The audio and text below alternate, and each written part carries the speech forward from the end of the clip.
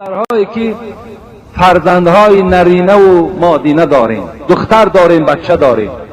پیغمبر خدا میگوید ای مردها، ای پدرها، ای مادرها، فرزندها تانه در 7 سالگی نماز خوان کنید. پدرهای عزیز، فقط نماز در ذمه شما فرض نیست، یا این مسئولیت خیلی کلانی هست که شما از پشت این فرزندها در نزد پروردگار جوابگر هستین. دخترها و بچه ها را امر به نماز کنین. پیغمبر امر دارد مروا اولادکم، امر کنید فرزندهاتون. سحر که خود خیستی بیدارش کن، دلت باوی نسوزد، بیدارش کن. 7 سالگی در رسول اکرم گفتن امر به نمازش کنین.